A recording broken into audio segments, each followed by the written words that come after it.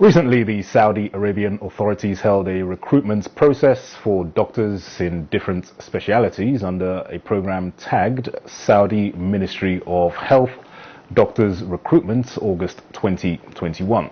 It was reported that many doctors thronged the venue with hopes of being picked for job opportunities in the Gulf country. Incidentally, this is coming at a time resident doctors under the aegis of the Nigerian Association of Resident Doctors, NARD, are currently on strike. This is also not the first time that the country is witnessing the migration of health professionals, otherwise known as medical brain drain, to other parts of the world. The big question to ask now is, what are the reasons behind this mass exodus, so to speak, and how will this development affect the health sector in the country? These are just some of the talking points on this edition of the program as we discuss the mass exodus of health workers in Nigeria. I am Dennis Adigunloy. Welcome to Nigeria Today.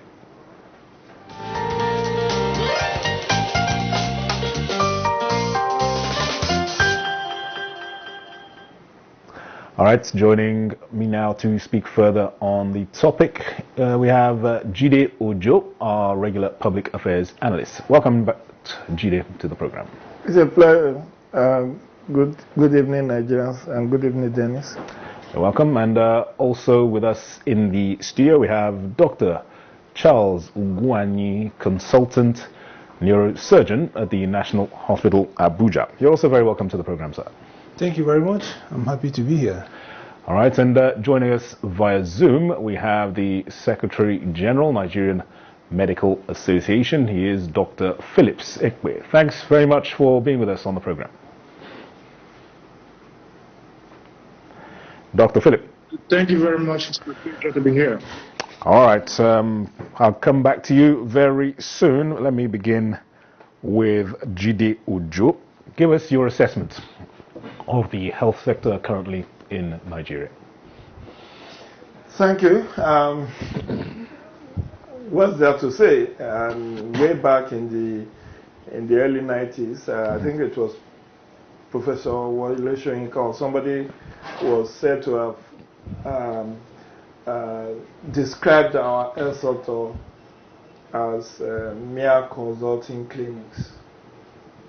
And that statement, when I heard it, has haunted me thus far, that the state of our health care delivery is very parlous. Very unfortunate, we have successive leaders who do not believe in our own national health institutions, as we continue to see our leaders at federal and state, including local government levels, embarking on medical tourism to attend to their health. So we have had this successive restiveness in the health sector. And my own younger sister happened to have been a victim in 2016 when National Association of Resident Doctors went on a warning strike. She was on admission at University College Hospital, Ibadan, and she was forcefully, ejected because of that warning strike. Eventually, we lost her in a matter of days after the commencement of that strike. It's very disheartening when we have this recurring decimal of health workers going on strike. I wish we can stem the tide. Yes, the current administration will tell you they have done better than their previous, their successors, or their predecessors, as it were, their predecessors. But we haven't seen that quantum leap. Let's look at the budget. What's the size of health budget in Nigeria? Less than 10%. In 2022 budget, 2021 budget we are running, I'm not sure we have up to 7% of the health, the 7% of the budget committed to healthcare delivery.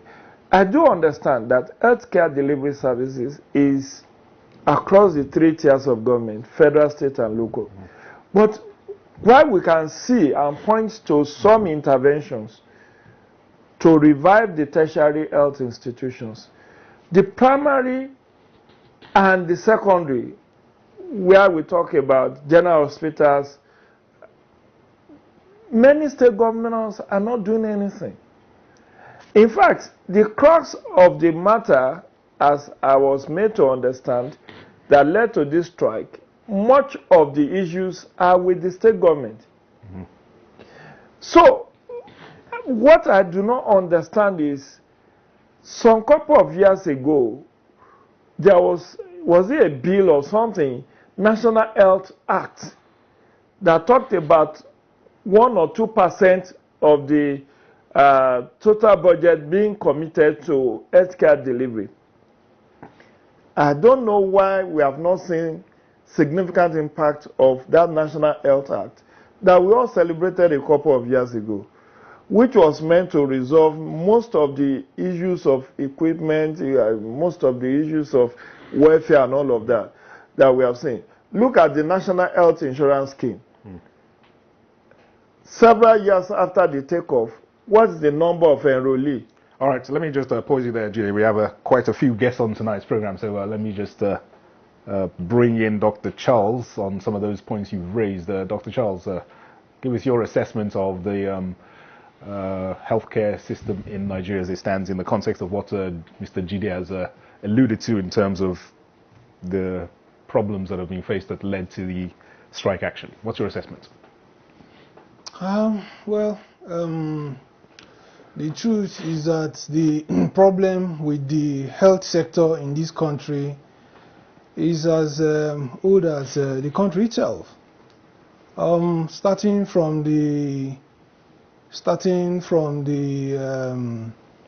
when the British Medical Council handed over to the initially Nigerian Medical Council, that eventually transformed to the Nigerian Medical Association. There has been a lot of issues.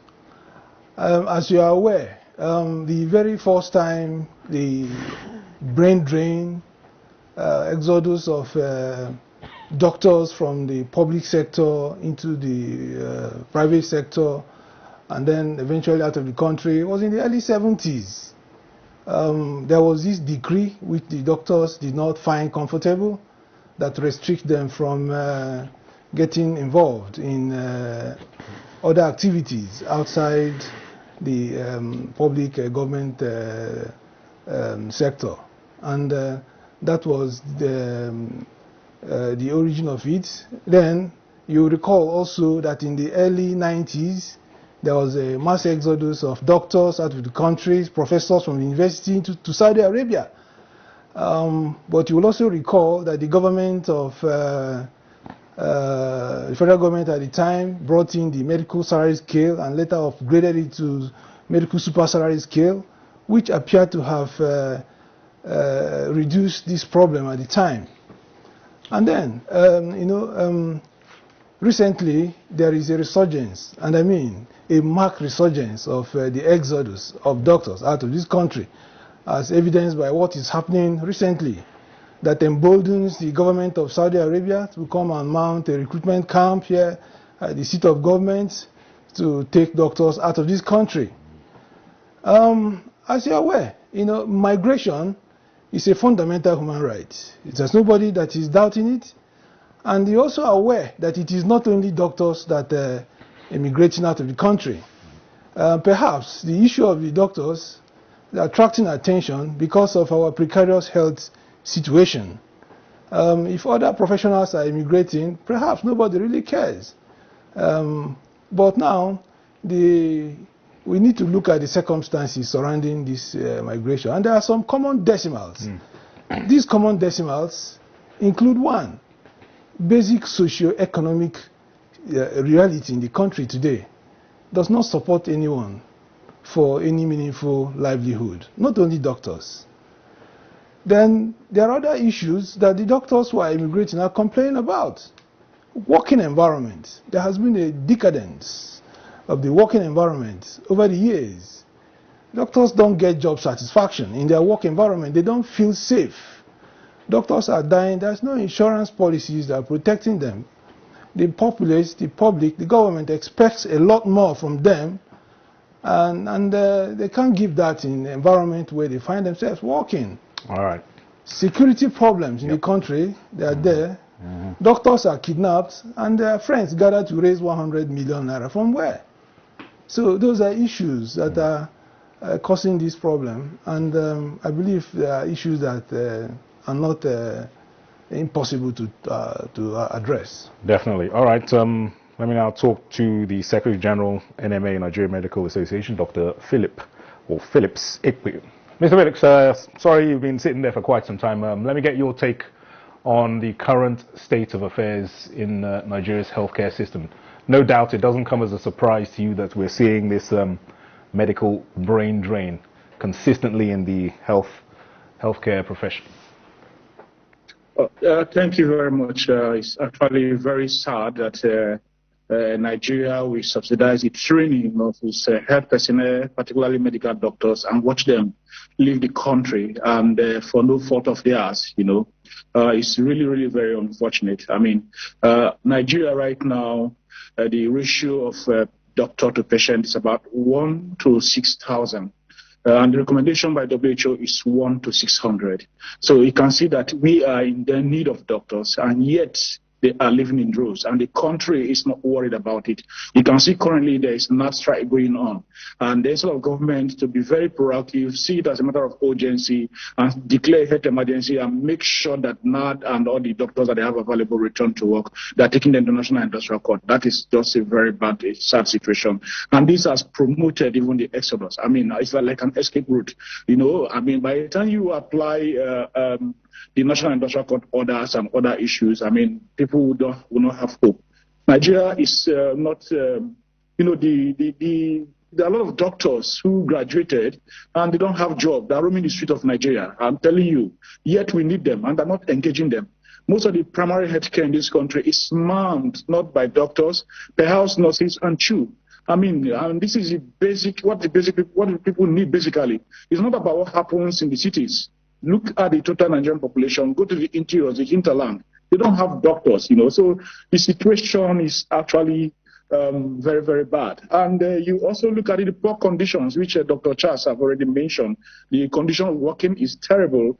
I mean, you don't have enough facility to work. And even when you are working, you are not happy because of the security issues. This is a very serious matter too, because these days healthcare workers and doctors are being targeted, not just for ransom, but I mean to come and treat bandits under very strenuous condition.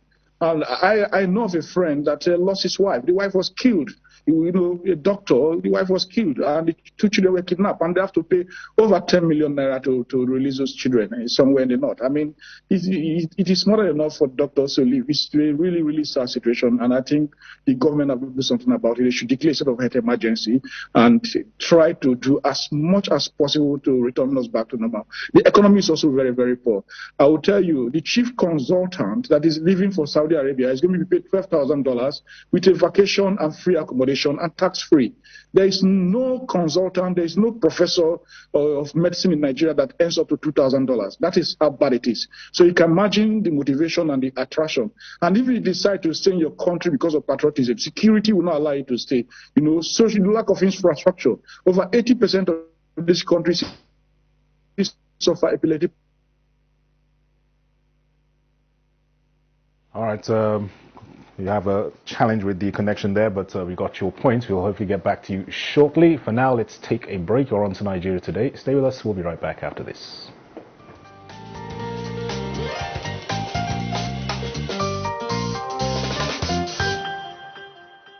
It's not just recently. The brain drain has been on for the past 5 years or so.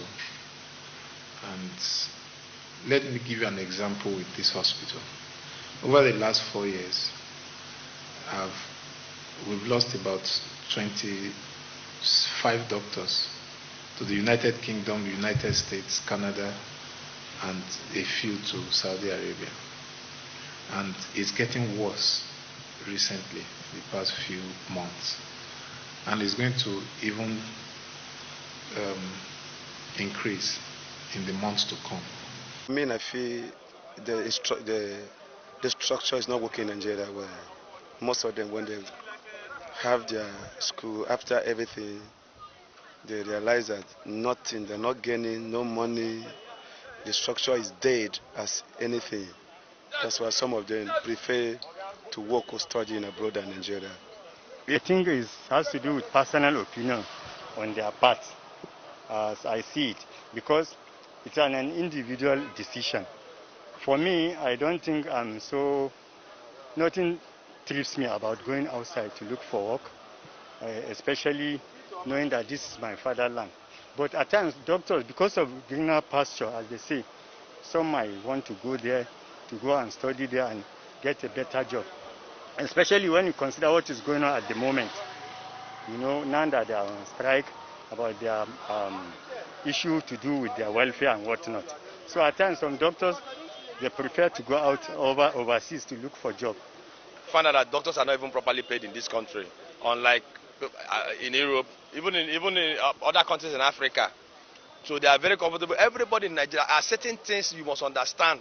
In as much as a graduate, you've gone to school to actually become a professional, the major target you have is to actually earn resources for yourself and take care of your own responsibilities. So we are the means cannot take care of the wants. It's actually is the problem.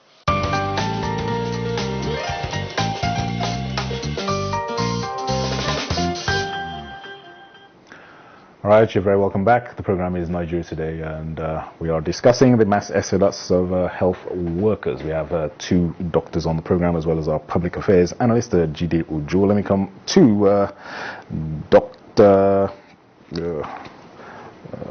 Charles. Let me ask you, would you, on a personal level, given what we've all heard on the program so far with all the challenges, the variables leading to this mass exodus of health workers, in your own personal view, on your own, would you take the opportunity, were it to present itself, to exit Nigeria and practice your profession elsewhere? On personal grounds? Yes, you yourself. Would you do that? Well, on personal grounds, I'm always guided by the Hippocratic Oath. And the Hippocratic Oath does not allow you to walk away from your patients. Right. The Hippocratic Oath, ensures that you live within the conscience that your patient is your primary concern. And if at any point in time the situation on the ground no longer allows you to practice within that oath, I can tell you that most doctors that are living do not believe in the strike action. They don't believe in it because it's in conflict with the Hippocratic Oath. Yeah. So they now look for an environment where they will practice within that Hippocratic Oath. Those who cannot live will have no other choice than to embark on strike to attract attention. They're not necessarily in conflict with their Hippocratic Oath. They are simply drawing the attention of the authorities. Please make this environment conducive for us to practice within the Hippocratic Oath. All right. So that is a simple way we should look at it. Yeah, and that's certainly... There's nothing personal here. We're all practicing under oath. And anything that would take you away from the confines of that oath, you should take measures to deal with it. Or then you quit the practice completely. Okay. All right, let me pull that same question to Secretary General NMA, Dr. Phillips. Dr. Phillips, what would you do on your own personal level if the opportunity were to present itself for you to go elsewhere and practice your profession? Well, yeah, are you hearing me? Go ahead, sir. I think that,